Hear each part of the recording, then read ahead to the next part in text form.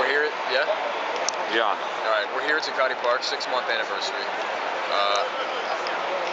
It's a pretty massive day because in only 6 months, the word occupy has become ubiquitous. It has become such a charged, loaded word where, you have these children like drawing on the sidewalks with cops standing right next to them. It's a really strange juxtaposition. The imagery is really powerful. And, I mean, it goes to show you that when you get enough people together, you can really influence the national conversation. And if you influence the national conversation, you can influence national action. People are finally moving. People are finally hopeful that they can affect some kind of positive change. I mean, if this movement is going to become anything, it takes a very long time. But it's a beautiful Saturday morning, and we have, kids drawing Buzz Lightyear on the sidewalk, and it's a family environment, which is important for people to see and know. And we'll see where it goes from here.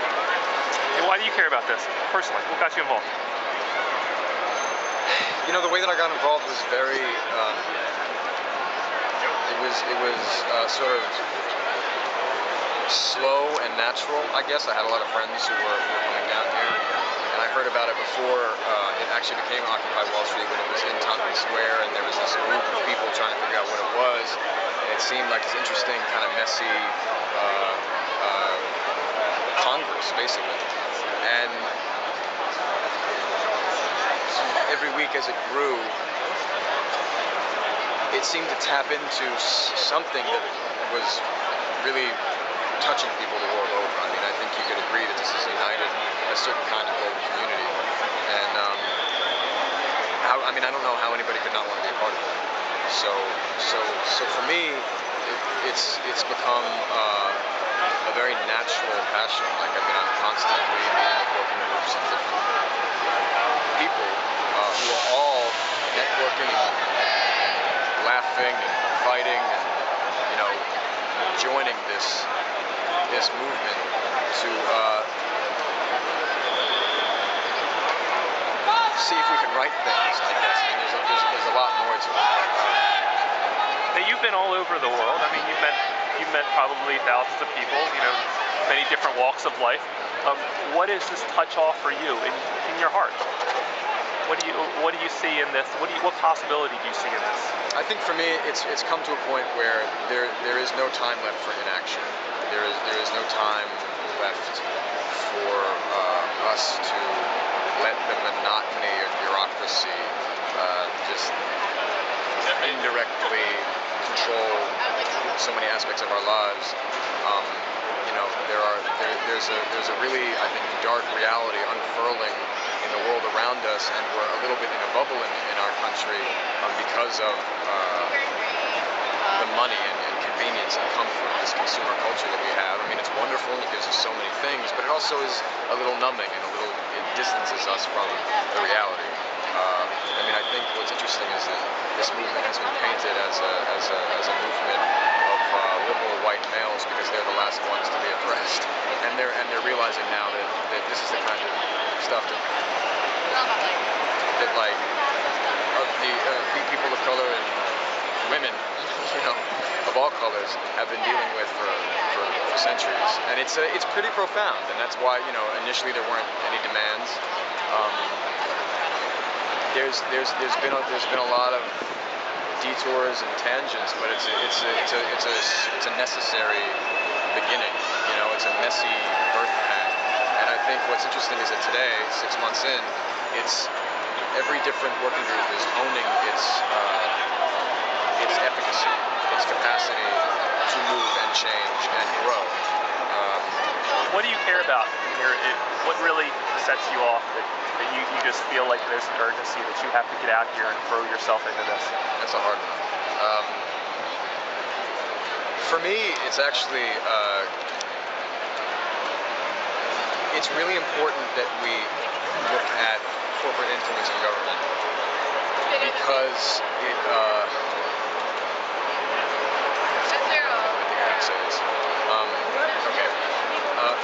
for me, the most important thing is to check and end corporate influence in government.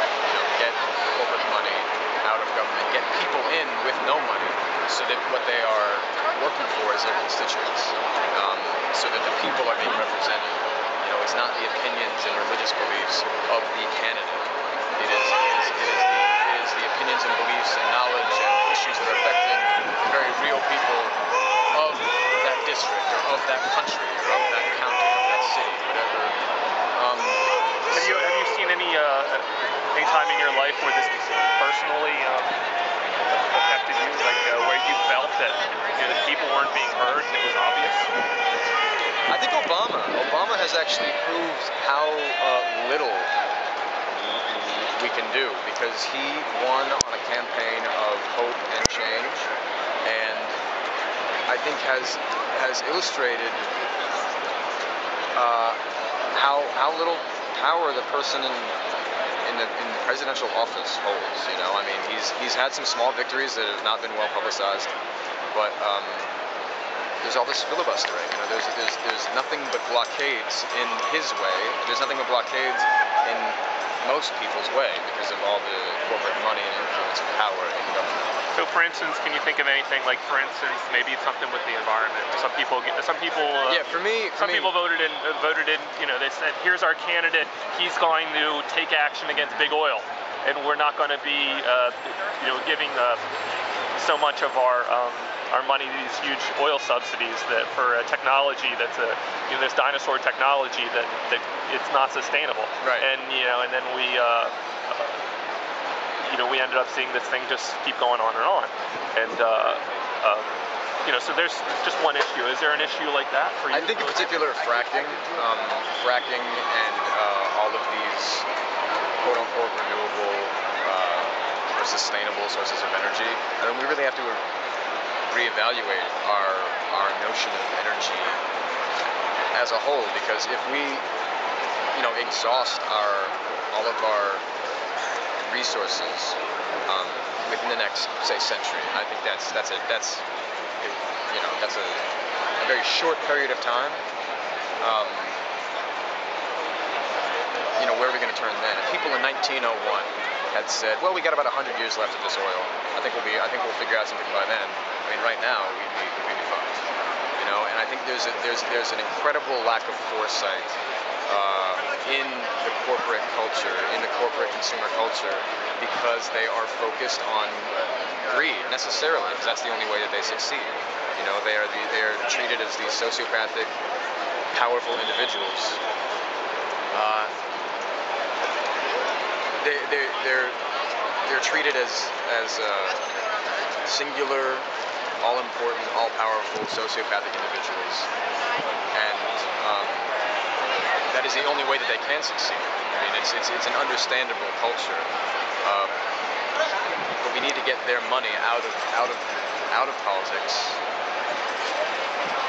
So basically, what you're describing is like this: the idea of a corporate. Well, as soon as you have a public corporation, your the corporation's duty is to the shareholders to make maximum profit. Right. And that's the number one duty.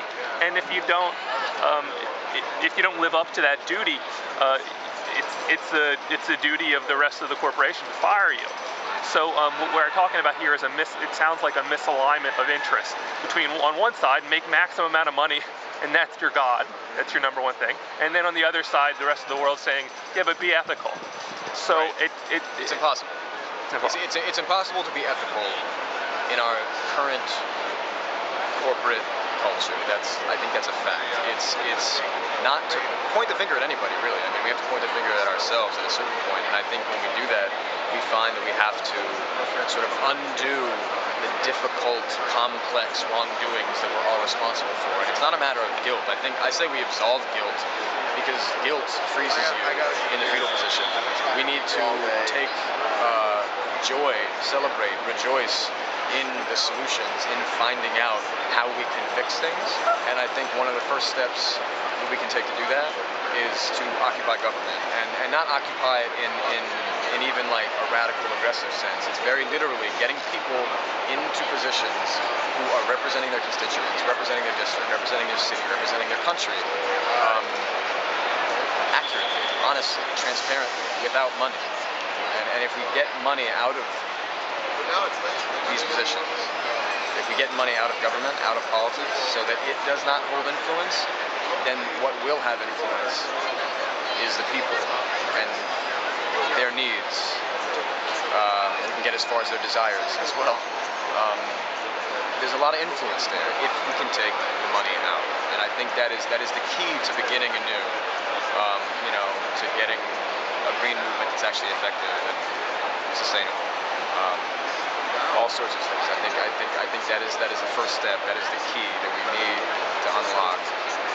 That is what we're doing.